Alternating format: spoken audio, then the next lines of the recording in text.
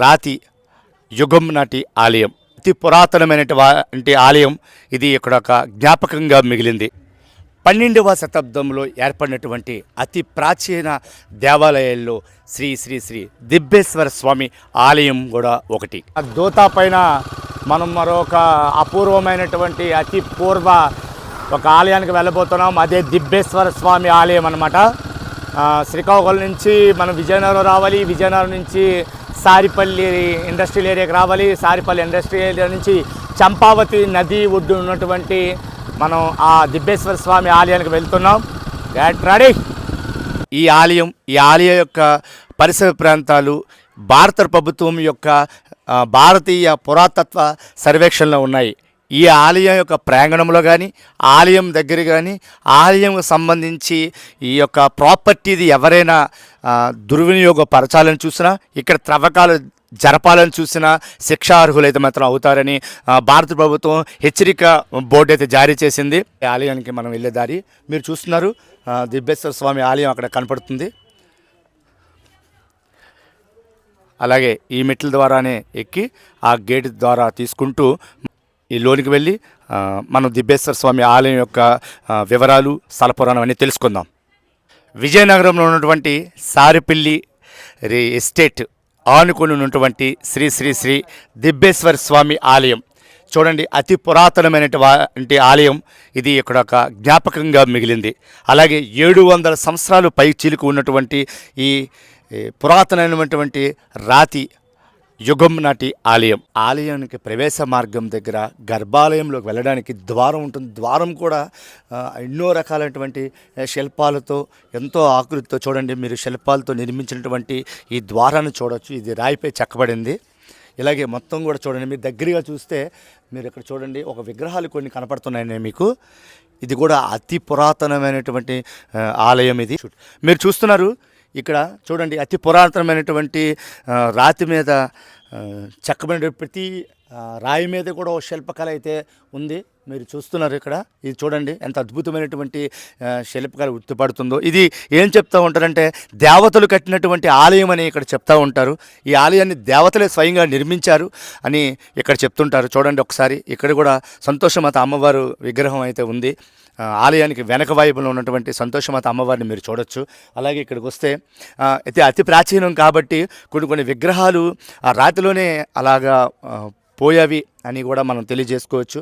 ఇలా చూడండి, ఆలయం అయితే మాత్రం అది రాతి కట్టడితోనే ఎంత అద్భుతమైనటువంటి శిల్పాలతో ఉందో మీరు చూడొచ్చు. ఇక్కడ కూడా చూడండి విగ్రహాలు, అలనాటి మేటి విగ్రహాలను కూడా మీరు చూస్తున్నారు ఇక్కడ.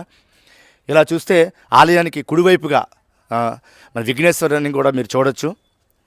విఘ్నేశ్వరుని కూడా నిత్యం పూజలు అందుకుంటున్నారు.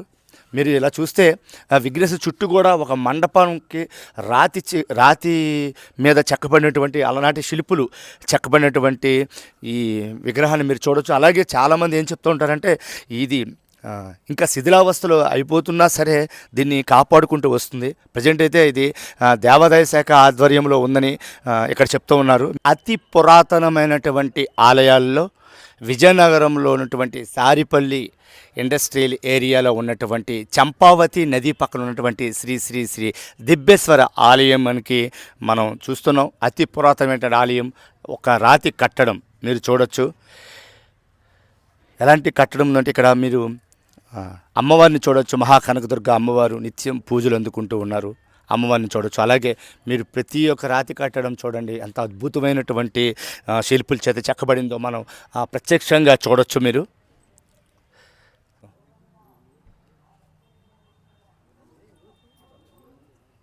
నిత్యం అనునిత్యం కూడా ఎంతోమంది భక్తులు ఈ ఆలయానికి వచ్చి మొక్కుబడులు తీర్చుకుంటున్నారు. అలాగే ఈ మహాశివుడిని దిబ్బేశ్వర స్వామిగా అని పిలువబడుతున్నటువంటి మహాశివుని కూడా కొలుసుకుంటున్నారు. ఈ స్వామిని దర్శించుకుంటే పూర్వజన్మ సుకృతం కూడా కలుగుతుందని చెప్పేసి ఇక్కడ భక్తులు చెప్తూ ఉంటారు. దిబ్బేశ్వర స్వామిగా పిలువబడుతున్నటువంటి మహాశివుడు భక్తులకు నిజరూప దర్శనాన్ని ఇస్తున్నారు.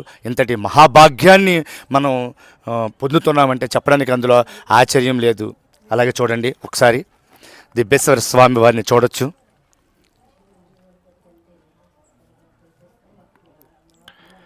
ఇంతటి చక్కనైనటువంటి స్వామివారిని మనం చూస్తున్నందుకు మన జన్మ చరితార్థ సుమారు 700 నుంచి 800 సంవత్సరాల పూర్వం నాటి రాతి విగ్రహాలను చూడొచ్చు. ఇక్కడ ఈ విగ్రహం నంది ఆకారాన్ని పోలి ఉంది, చూడొచ్చు మీరు.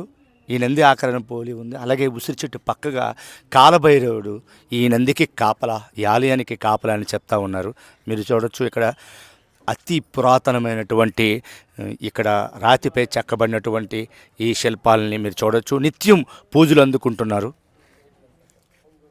ఆలయ శిఖరం నుంచి అలా కిందకు వస్తే ఎన్నో రకాలైనటువంటి శిల్పాలతో ఈ ఆలయం నిర్మితమై ఉంది. ఎంతో ప్రసిద్ధి చెందినటువంటి ఈ దిబ్బేశ్వర స్వామి ఆలయానికి ప్రతి మహాశివరాత్రి రోజు ఇక్కడ విశిష్టమైనటువంటి పూజలు నిర్వహించి వేద పండితుల మధ్యన కార్యక్రమాలని ఇక్కడ చేస్తూ ఉంటారు. సుమారు 700 నుంచి 800 సంవత్సరాల క్రితం దేవతల చేత నిర్మించబడినటువంటి ఆలయం యొక్క స్థల పురాణం మీకు తెలియజేస్తున్నాను. ఈ వీడియో మీకు నచ్చితే లైక్ చేయండి, షేర్ చేయండి, సబ్స్క్రైబ్ చేయండి. శ్రీకాకుళం శివ 935.